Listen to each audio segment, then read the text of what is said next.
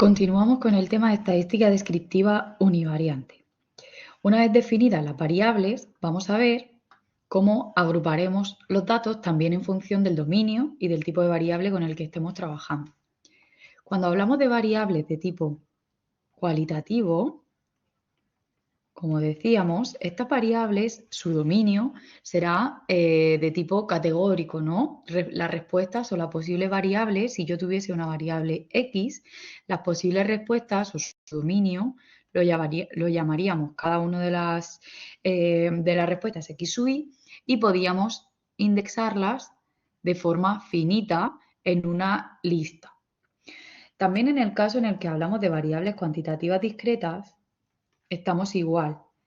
Tendríamos una variable X cuyo dominio sería cada uno de los X sub I, cada una de las respuestas posibles a esa pregunta que haríamos para descubrir la variable cuantitativa discreta y que igualmente podríamos indexar, ojo, de forma ordenada, siempre de menor a mayor. Por ejemplo, cuando estábamos hablando del caso de número de hermanos, esta sería nuestra variable. ¿Y cuál era el dominio? El dominio eran 0, 1, 2 y así hasta el máximo. Entonces, ¿cómo dispondríamos esta variable en una tabla? Pues pondríamos cada uno de los valores de forma ordenada, en orden siempre ascendente. Sin embargo, hay una peculiaridad cuando estamos trabajando con variables cuantitativas de tipo continuas. Como decíamos, por lo general, siempre es interesante que este tipo de variables se dispongan en forma de intervalos o clases. Entonces, vamos a ver a continuación algunas definiciones para el agrupamiento de los datos, en este caso en las cuantitativas continuas, y vamos a ver un ejemplo de cómo lo realizaríamos para una variable dada. Así que, algunas definiciones.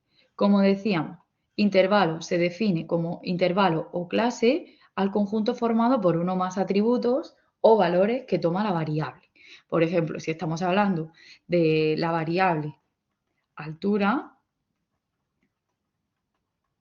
un intervalo podría ser de 1,50 a 1,55, de 1,55 a 1,60, 1,60, 1,65, etc. Fijaos que siempre el primer intervalo iría con los dos extremos incluidos, esto es para lo que utilizamos la nomenclatura del corchete, y a partir de ahí el segundo intervalo coincide siempre el límite superior con el límite inferior del siguiente, y en este caso el intervalo tiene un paréntesis y eso significa que está abierto, que no está incluido este valor. Entonces, siempre que hagamos una configuración de intervalos, siempre tendrán esta forma. El primero de ellos con los dos extremos cerrados y los siguientes con el primer extremo, el extremo inferior abierto y el extremo superior cerrado. Entonces, si seguimos con las definiciones, tendríamos el tamaño o anchura de un intervalo. Sería la diferencia entre el límite superior de la clase y el límite inferior. Es decir, en este ejemplo, la anchura de cada intervalo, la amplitud, es de 5 unidades. Seguimos con las definiciones y explicamos en qué consiste la marca de clase. Esta marca de clase o marca del intervalo es el punto medio de cada intervalo. ¿Cómo se calcula el punto medio? Pues siempre sumando los extremos superior e inferior y dividiendo entre 2. En este caso, en este ejemplo de aquí, la marca de clase sería 160 más 165 dividido entre 2, lo que nos da una marca de clase de 162,5. Esto sería el equivalente al X sub I de cuando trabajamos con variables discretas o cualitativas. Por último, vamos a hablar del número de intervalos o clases en los que deberíamos dividir nuestra muestra. Como decimos, existen multitud o diferentes fórmulas para calcular esta K, que es el número de intervalos o clases. Nosotros utilizaremos la regla de Sturges y se calcula de esta forma, donde n, el número n, es el tamaño de la muestra.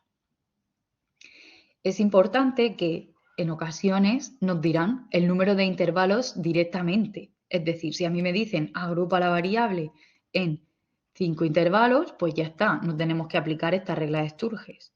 Esto hay que aplicarlo cuando tenemos un conjunto de datos, un conjunto de registros de una variable cuantitativa, como decíamos, continua, y no me dicen el número de intervalos en los que hay que agruparlos. Entonces, de esta forma, como no sabemos cuánto vale K, cuál es el número, utilizaríamos o aplicaríamos esta regla. Entonces, vamos a hacer un ejemplo.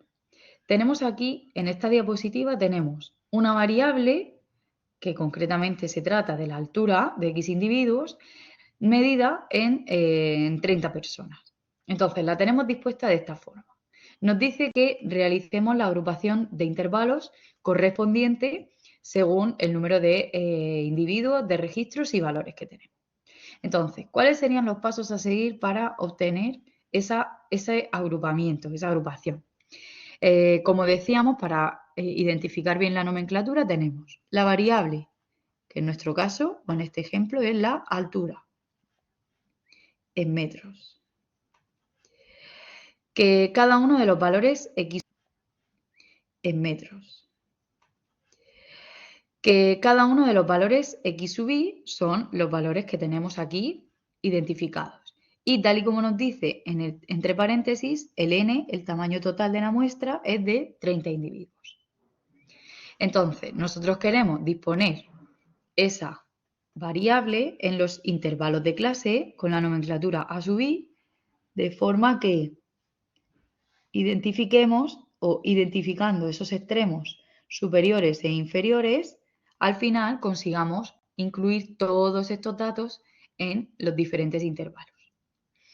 Entonces, en primer lugar, lo que vamos a hacer es calcular el recorrido de la variable.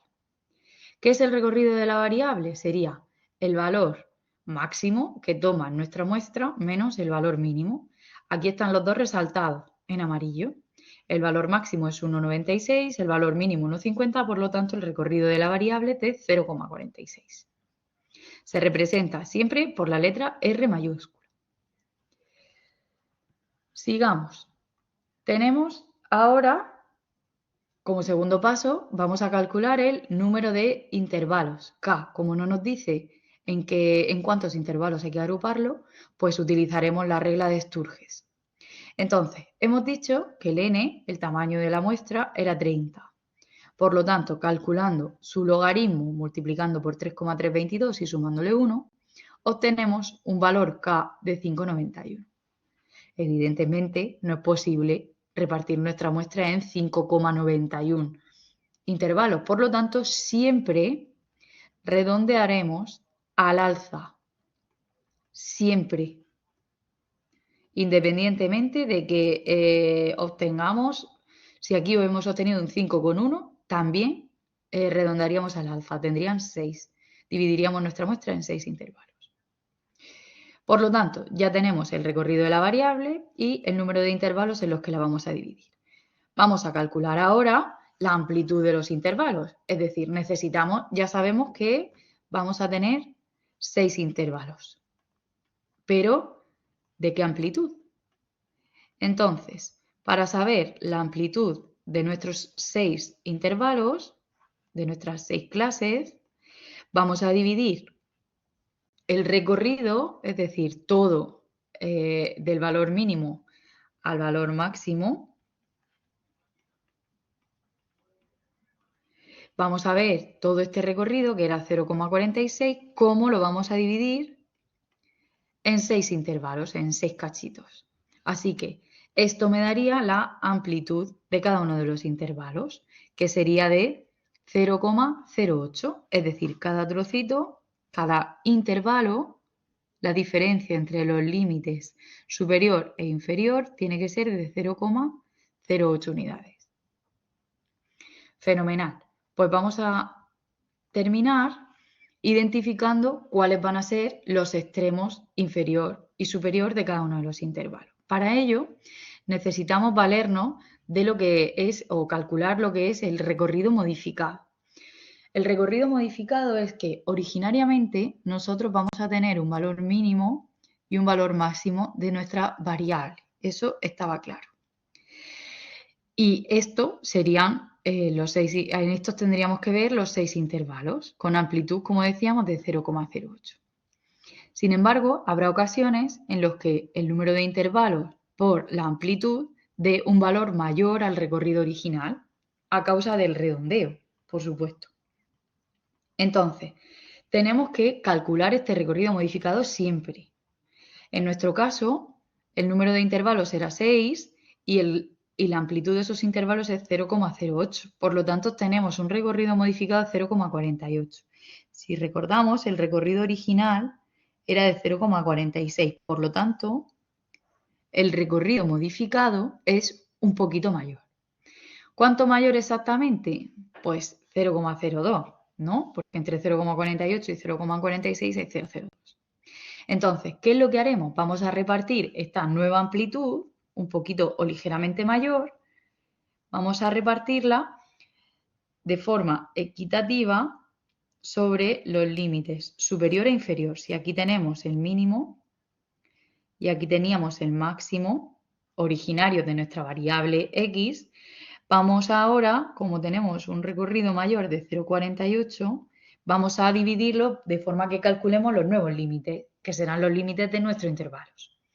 Entonces, como la diferencia entre los recorridos es de 0,02, vamos a dar la mitad para la parte superior, es decir, para el valor mínimo, y la otra mitad para el valor máximo.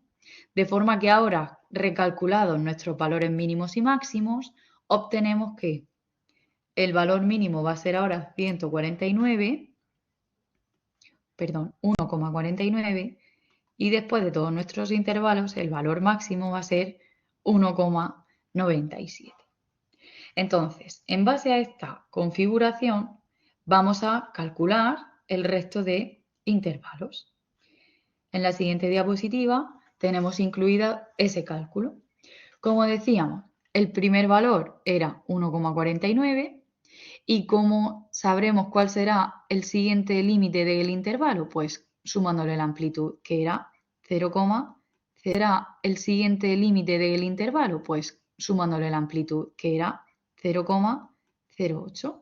Por lo tanto, el límite superior de este primer intervalo sería 1,57. Ese límite superior nos sirve para límite inferior del siguiente intervalo, que sumándole 0,08 tendríamos el siguiente límite superior. Y así vamos construyendo cada intervalo. A partir del límite superior anterior obtenemos el límite inferior y sumamos 0,08. De forma que acabamos en el nuevo x máximo que habíamos calculado y así quedaría agrupada nuestra variable alturas. Si queréis practicar, podéis realizar el siguiente ejemplo que tenéis también resuelto en los apuntes de la asignatura y que podéis utilizar para analizar o para continuar con la variable, con el agrupamiento de variables, perdón. Tened en cuenta que en este caso el n es de 120 registros y que veríamos o deberíamos calcular el número de intervalos adecuados para agruparlos. Y con esto finalizamos la parte de agrupamiento o agrupación de variables cuantitativas continuas y seguiremos en siguientes vídeos.